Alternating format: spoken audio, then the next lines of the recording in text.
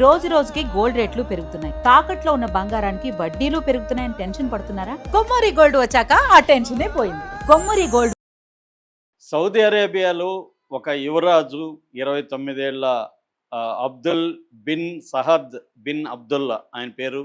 ఆయన లండన్లో మిస్టీరియస్గా ఒక హోటల్లో ఆయన్ని హత్య చేశారు కొంతమంది అని అంటున్నారు. లేదు ఆయన చేసుకున్నాడని కొంత వార్తలు వస్తున్నాయి. అది ఒక మిస్అడ్వెంచర్ వల్ల పరిస్థితి ఉందని అక్కడ లండన్లో కొన్ని వర్గాలు, ప్రభుత్వ వర్గాలు చెబుతున్నాయి.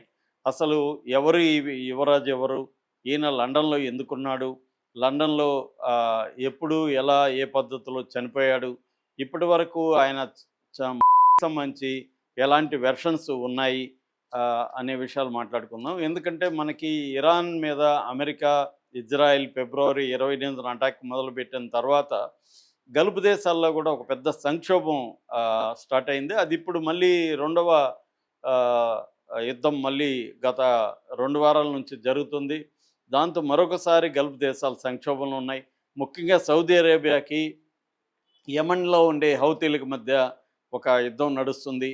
యెమెన్లో హౌతీలు వాళ్ళు కూడా ఇరాన్కి మద్దతుగా ఉంటారు.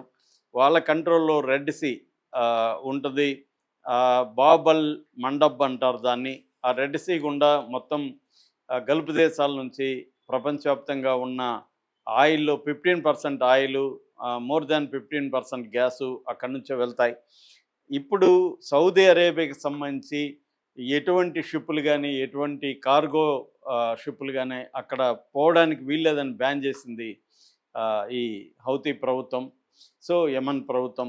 ఈ నేపథ్యంలో ఈ సౌదీ యువరాజు లండన్లో మిస్టీరియస్ ప్రపంచవ్యాప్తంగా వైరల్ అవుతుంది. సో అసలు అతను ఎవరు, అతను ఎందుకు చనిపోయినాడనే విషయాల గురించి చెప్పుకుందాం. సో అతను యాక్చువల్గా సౌదీలో మనకి సౌదీ అధికారంలో ఉన్న రాజవంశాన్ని అల్ సౌద్ అంటారు. వీళ్ళేమో జలావి బ్రాంచ్ అంటారు వీళ్ళని. ఈ జలావి బ్రాంచి హౌస్ ఆఫ్ సౌద్ సంబంధించిన వాళ్ళు. వీళ్ళు ఎక్కువగా గవర్నర్స్గా ఉంటారనమాట. వీళ్ళ ఫ్యామిలీలో ముఖ్యంగా ఈస్టర్న్ ప్రావిన్స్లో గవర్నర్స్ ఉంటారు. బాగా చాలా అల్ట్రా రిచ్. ఈ యువరాజు ఇందాక చెప్పిన అబ్దుల్ బిన్ యువరాజు లండన్లో ఎప్పటి నుంచో ఉన్నాడు. ఆయన ఎక్కువగా ఈ గల్ఫ్ దేశాల్లో ఉండే రిచ్ పీపుల్ ఎక్కువగా లండన్లో ఉండడం కూడా సాధారణమైన విషయమే. వాళ్ళకి లండన్లో అనామకంగా ఉండాలి, పెద్ద బయట ప్రపంచానికి తెలియకుండా ఉండాలనుకున్నప్పుడు ఎక్కువగా లండన్లో ఉంటుంటారు. ఈయన కూడా ఏంటంటే 2025 నుంచే కూడా లండన్లో ఒక ప్రయరీ అని ఒక ఇన్స్టిట్యూట్లో రోషంప్టన్ ఉన్నాడు. ఆయనకి ఏంటంటే మానసిక ఆరోగ్య సమస్యలు చాలా ఉన్నాయి. ఇది ఒక వారానికి 35,000 పౌండ్ స్టెర్లింగ్లు ఈ హాస్పిటల్కి కట్టాలన్నమాట. అంటే ఒక వారానికి మన రూపాయల్లో 45 లక్షలు పే చేయాల్సి ఉంటుంది. అలాంటి ఒక హాస్పిటల్. ఇది ఎక్కువగా గల్ఫ్ దేశాల వాళ్ళే దీంట్లో ఉంటారని చెప్తున్నారు. ఇక్కడ సైకియాట్రీ వార్డులో ఈయన ట్రీట్మెంట్ తీసుకుంటున్నాడు. ఎందుకంటే ఈయనకి యాంగ్జైటీ ఇష్యూస్, డిప్రెషను ఇవన్నీ ఉన్నాయి. సో వాటి కోసం ఆయన ట్రీట్మెంట్ గత కొంతకాలంగా తీసుకుంటున్నాడు. ఇప్పుడు జూలై 19 నుంచి అక్కడ కిన్సింగ్టన్ లగ్జరీ హోటల్ అని ఒకటి ఉంది. దాని పేరు మేరెట్ హోటలు.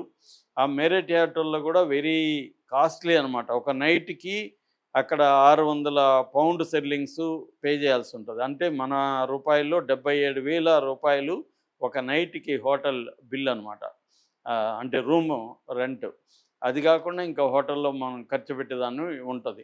సో ఈయన 19 ఆ హోటల్లో వచ్చాడు. రెగ్యులర్గా పార్టీస్ చేసుకుంటున్నాడు ఫ్రెండ్స్తో కలిసి. అలాగే 25వ రోజు కూడా 25వ తేదీ ఆ రోజంతా పార్టీ చేసుకున్నాడు. తర్వాత ఒంటరిగానే ఆయన తన రూమ్కి వెళ్ళాడు. తర్వాత మార్నింగు ఈ క్లీనర్ హోటల్ని క్లీన్ చేస్తారు కదా, వాళ్ళు వెళ్ళినప్పుడు హౌస్ కీపర్సు వెళ్ళి చూస్తే ఆయన ఎంతసేపటికి రెస్పాండ్ కాలేదు. దాంతో వాళ్ళ దగ్గర ఉన్న ఆల్టర్నేటివ్ కీతో తలుపు తెరుచుకొని వెళ్తే ఫుల్ బట్టలు వేసుకొని ఆయన బాత్రూంలో పడిపోయి ఉన్నాడు. దాంతో వాళ్ళు ఇమ్మీడియట్గా మేనేజ్మెంట్ని అలర్ట్ చేశారు.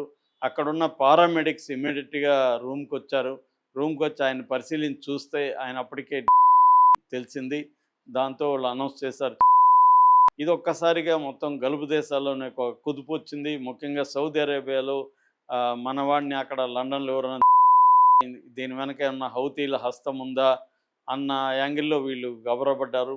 దాని తర్వాత అతనికి తీసుకెళ్ళి పోస్ట్‌మార్టం చేశారు. టాక్సికాలజీ రిపోర్ట్ కూడా ఇమ్మీడియేట్‌గానే వచ్చింది. అందులో టాక్సికాలజీ రిపోర్ట్‌లో ఏముందంటే ఇతను అంతకుముందు ఆహ్, విపరీతమైన లిక్కర్ తీసుకున్నాడు. అంటే ఆహ్, లిక్కర్ బ్లడ్ దీంట్లో ఎంతుందంటే ఆల్కహాల్ కంటెంటు 100 ఎంఎల్ బ్లడ్‌కి 222 మిల్లీగ్రాముల లిక్కర్ ఉంది. యాక్చువల్‌గా ఇంత లిక్కర్ డెన్సిటీ ఉంటే మామూలుగా కోమాలోకి ఎవరైనా వెళ్ళిపోతారు. ఈయన దాంతో పాటు కొన్ని డ్రగ్స్ కూడా తీసుకున్నారు. జీహెచ్‌బీ అంటారు. జీహెచ్‌బీ అంటే గమ్మా హైడ్రాక్సీ బుట్ బుటిరాట్ అనేది జీహెచ్‌బీ అని పిలుస్తారు ఇది. ఈ జీహెచ్‌బీ అనేది పార్టీ డ్రగ్, క్లబ్ డ్రగ్ అని కూడా అంటారు. అంటే పార్టీలు చేసేటప్పుడు ఈ డ్రగ్ ఎక్కువ తీసుకుంటున్నారు. ఇది బ్రెయిన్ మీద ఎఫెక్ట్ చూపిస్తుంది. విపరీతమైన ఆనందం కలుగజేస్తుంది ఈ డ్రగ్ అనమాట. హైపర్‌గా ఉంటారు.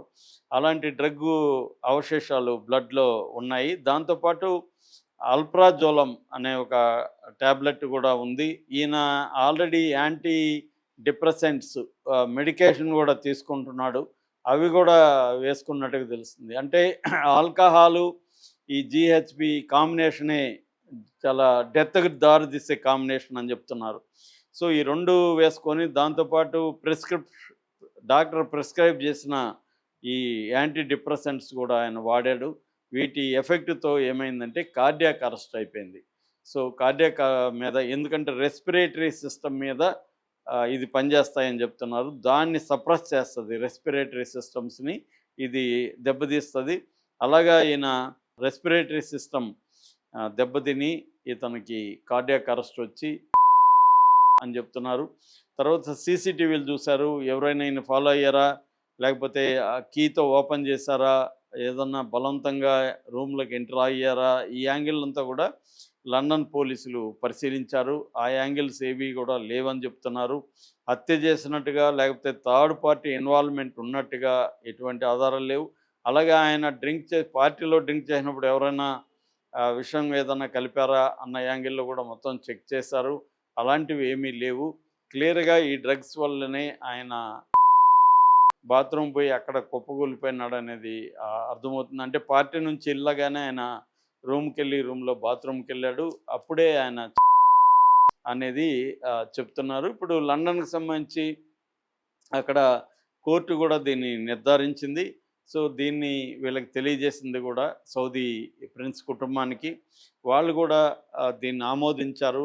ఎందుకంటే తనకి ఆల్రెడీ మెంటల్ ఆహ్, డిజార్డర్స్ ఉన్నాయి. డిప్రెషను, యాంగ్జైటీ క్రానికల్‌గా ఉంటున్నాయి. వాటికి మెడికేషన్ కూడా తీసుకుంటున్నాడు. సో, ఇది సూసైడ్ నోట్ గాని ఏమి దొరకలేదు. కాబట్టి చెప్పలేము.